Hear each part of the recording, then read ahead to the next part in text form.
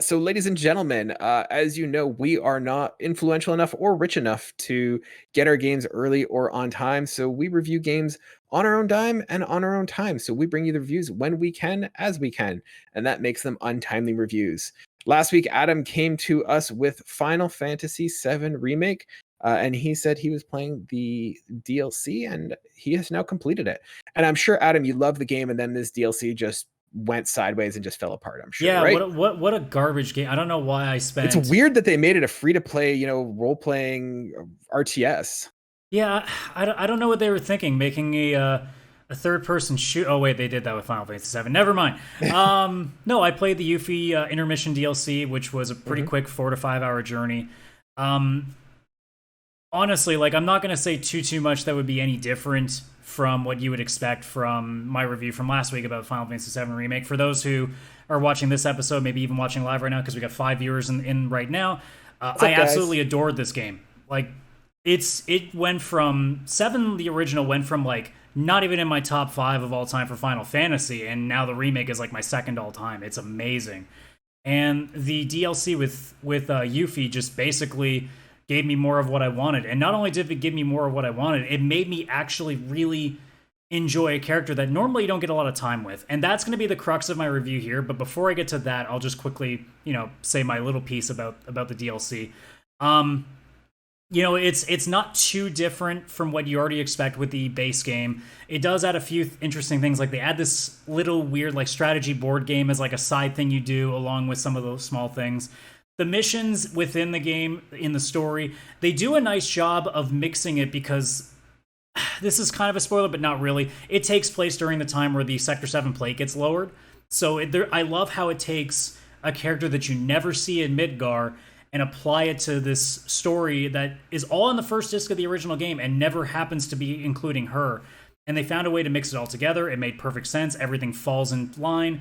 And they even managed to tie it in, oddly enough, with other games that had nothing to do with the base game either. Like Dirge of Cerberus has a weird connection to this game, which is something I was not expecting.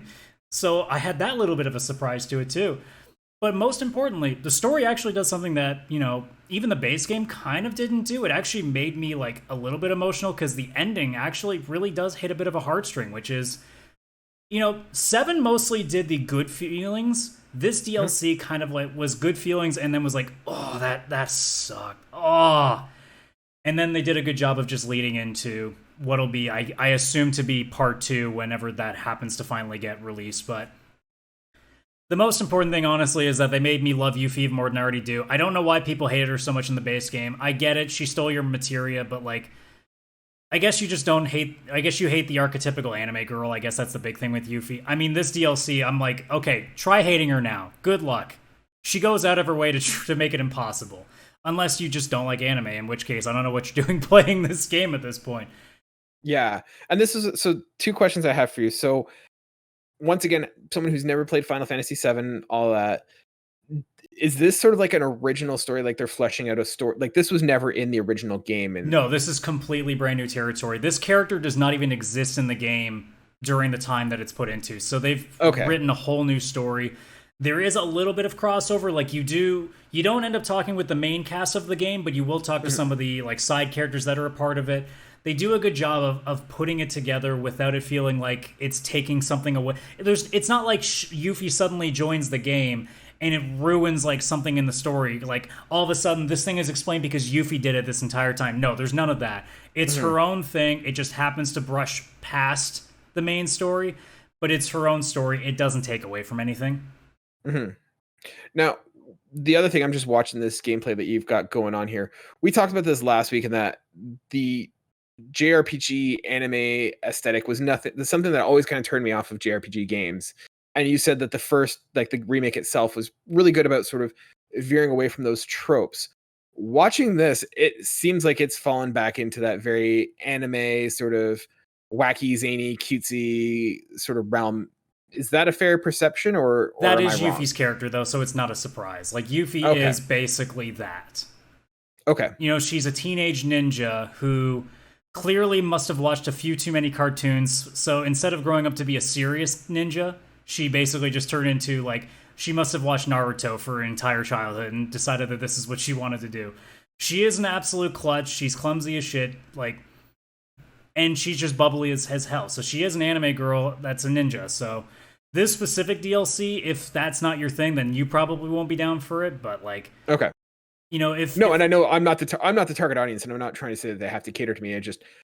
I've always kind of looked at Final Fantasy VII Remake as like, yeah, this might be the one that gets in. And just watching this, it's like, no, this is just this specific DLC, probably not. Yeah. Now, do you feel like this is integral? Like, you obviously don't know where the next game is going in this remake, but do you feel like this is integral to where the story is going? Or do you feel like this is just hey, if you're looking for extra or more, this is more for you to have? It depends. Like, at this point in time, I would say I don't think it's going to have anything to do with the main story. Although, because of some of the things they've kind of shown, it makes me wonder if maybe there's a few things going to get added in down the line. But, like, realistically, you take this story aside, there's probably not going to be anything that affects the main plot, because she doesn't, like I said, she doesn't do anything to change the context of the main story. And, you know, realistically, like, all it does is actually, well, that's a lie. The last 2 minutes of the game, like after the credits roll, does show a little bit of what I guess leads into part 2. That's the only thing. Like, they show, like, everybody knows at the end of disc 1 in the original game is you leaving Midgar and you going towards, I can't remember the town name, I think it's Calm with a K or something like that, like that. But it shows this last little cutscene. It's just showing the main group on their journey towards that next place. So it's nothing like that's. If anything, all you gotta, if you don't want to play this DLC, just watch the end cutscene on YouTube, and you'll get pretty much what you need out of this. But otherwise, like this is pretty much just an extra.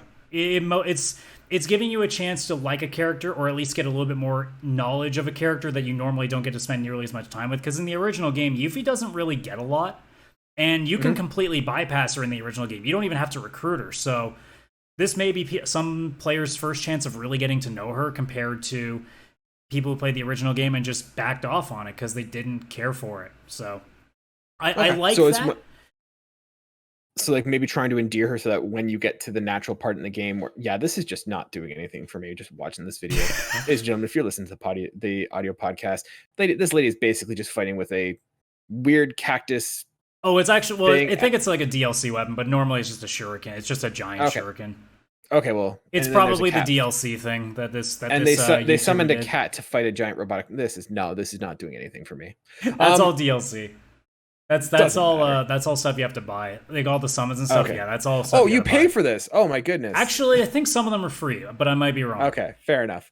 Adam, in terms of where this game is going, how do you want to see it continue? Do you want to see it do more like large installments like the Final Fantasy remake originally, or do you want to see more of these small 4 or 5 hour sections piecemeal?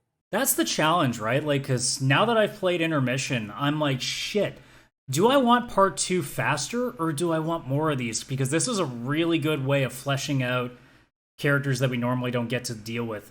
I almost would love for them to like do a small DLC with Avalanche pre-Cloud, like almost like a prequel, like just a quick thing of like them setting up and getting like that first run before the game actually starts.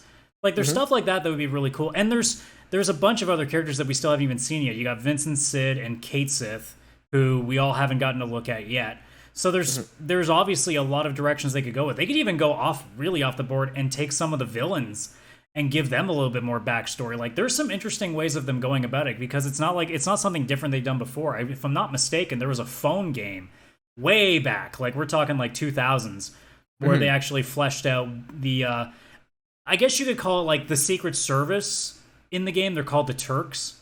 And they did a game that kind of fleshed them out a little bit, although it's a phone game. You can't really expect much.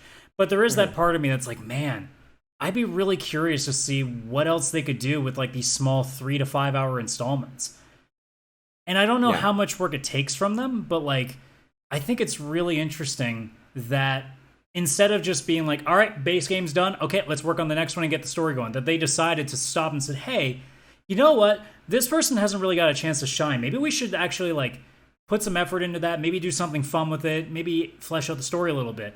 And now that they've done it, I'm torn between whether I just want them to get on with the next base game, or to do a couple more of these first. That's the ultimate conundrum that I'm kind of stuck with, because they did such a good job with this one personally for me. Yeah. So in terms of rating, how are you going to rate it? I'd still do the exact same thing, give it a 10. And it was quick too, so it didn't outsay its welcome, so I loved every bit of it. Not to mention, there's one point in this where it just randomly breaks out into like a crazy like metal battle music, and I was like, okay, this is cool.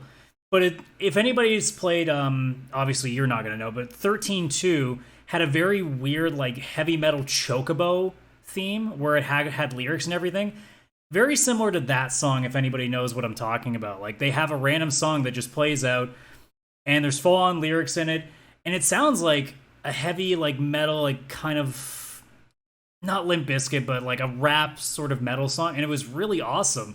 And I wasn't expecting it. It made that battle as short as it was because I was playing on easy because I don't like getting my ass kicked.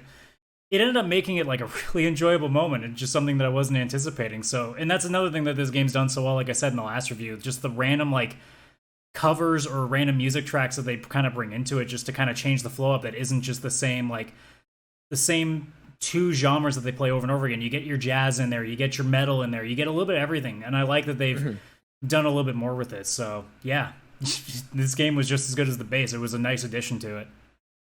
So I'm going to throw one more question out there. So give it a ranking of required, recommended, or disposable.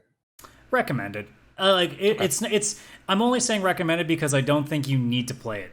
If it was you need to play it to enjoy the story, along with the base game, then I would say required. But because it's its own side story, like I personally think it should be required if you're playing a Final Fantasy game. But it's recommend because you don't have to play it. Okay. Cool. Also, it's pretty expensive if you buy it at full price. So it's $20, which is a lot for 4 to 5 hours, but it's a pretty good 4 to 5 hours. I think had I not been console sharing with my friend who ended up buying it, so I didn't have to worry about it, if I was actually buying it personally, now looking back, I probably would have paid like $10-15 for it at most. Not the price that they're asking here. And this is Canadian, by the way, for anybody listening in the States or anywhere else in the world. So